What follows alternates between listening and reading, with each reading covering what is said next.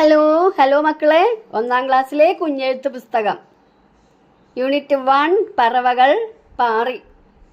എല്ലാവരും നമ്മുടെ ചാനൽ കാണാറുണ്ടോ? നമ്മുടെ ചാനൽ എല്ലാവരും സബ്സ്ക്രൈബ് ചെയ്തോ? അതേപോലെ തന്നെ നിങ്ങളൊക്കെ കണ്ടു കഴിഞ്ഞാൽ വീഡിയോ ലൈക്ക് ചെയ്യില്ലേ? നിങ്ങളുടെ ഫ്രണ്ട്സിന് ഷെയർ ചെയ്യും വേണം കേട്ടോ.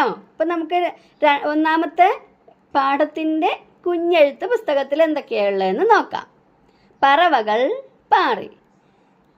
ഇതുപോലെ വെട്ടിയെടുത്ത് ഒട്ടിച്ചു കൊടുത്താൽ പറവകൾ പാറുന്നത് പോലെ ഇവിടെ ആകും. അതുപോലെ തന്നെ മരത്തിന് നിറം കൊടുക്കണം കേട്ടോ. മരത്തിന് നിറം കൊടുക്കുമ്പോൾ യോജിച്ച നിറം കൊടുക്കണം. മരത്തിൻ്റെ തടിക്ക് യോജിച്ച നിറം കൊടുക്കണം.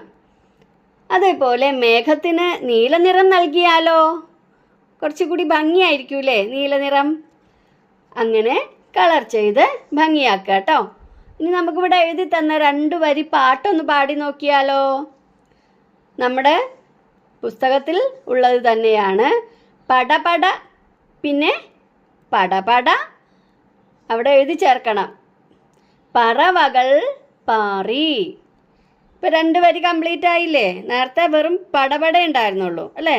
അപ്പം നമ്മളവിടെ പടപട പടപട പറവകൾ പാറി എന്നാക്കണം കേട്ടോ. അടുത്തത് നോക്കാം, അതിൻ്റെ ബാക്കി. പടപട അടുത്തതുണ്ട്. വീണ്ടും നമ്മൾ അവിടെ പടപട എഴുതി ചേർത്തു. തത്തകൾ പാറി. ഇനി ആ പറവകളിലെ ഒരാളെ എടുത്തു, തത്ത. തത്തകൾ പാറി. തന തന തന തന. ആ വരി എങ്ങനെയാണ് മുഴുമിപ്പിക്കേണ്ടത്? തന തന തന തന തനു തീന താന. അടുത്തത് നോക്കൂ, ഒന്നും കൂടി പാടണോ? പടപട പടപട തത്തകൾ പാറി. തന തന തന തന തനു തീന താന. അടുത്ത പേജിൽ നോക്കൂ, ഇവിടെയും എന്തൊക്കെയാണ്? എല്ലായിടത്തും കുറേ പക്ഷികളുണ്ട് അല്ലേ? പക്ഷികളെ കാര്യം പറഞ്ഞപ്പോഴാണ് അവയ്ക്കെല്ലാം നിറം കൊടുക്കണം. ഈ പേജിൽ ഏതെല്ലാം പക്ഷികളുണ്ട്?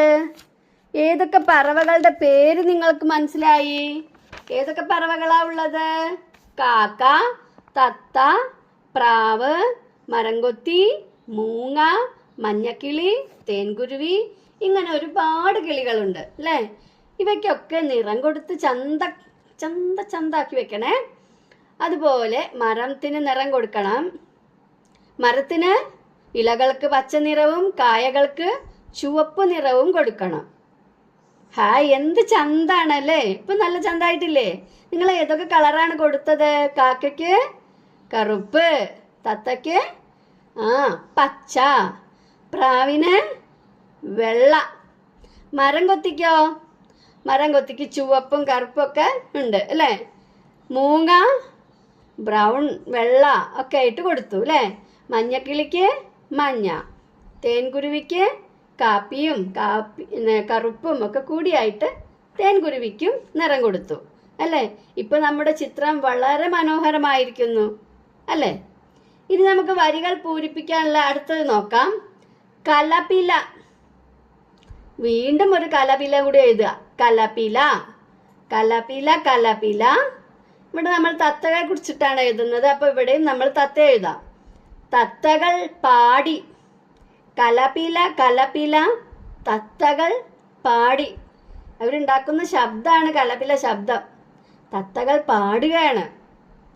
തന തന തന തന തനു തീന താന തനു തീന താന തന തന തന തന തനു തീന താന. അപ്പൊ ആദ്യം തൊട്ടിട്ട് നമുക്ക് ഈ പാട്ട് ഒരുമിച്ച് പാടിയാലോ? പട പട പട പട പറവകൾ പാറി. പട പട പട പട തത്തകൾ പാറി. തന തന തന തന തനു തീന താന. കലപില കലപില തത്തകൾ പാടി. തന തന തന തന തനു തീന താന. മനസ്സിലായോ? ഇനി നമുക്ക് അടുത്ത പേജ് ഒന്ന് നോക്കാം. കുറേ പക്ഷികളുണ്ട് അല്ലേ?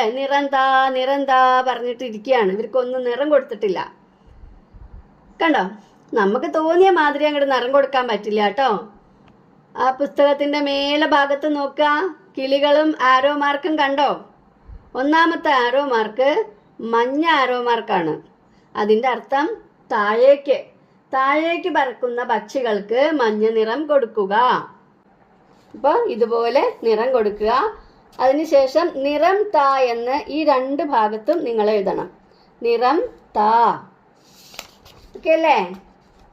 അപ്പോൾ നമ്മുടെ ഒന്നാമത്തെ പറവകൾ പാറി എന്ന പാഠത്തിൻ്റെ കുഞ്ഞെഴുത്ത് പുസ്തകത്തിലെ പ്രവർത്തനങ്ങൾ ഇവിടെ അവസാനിച്ചു.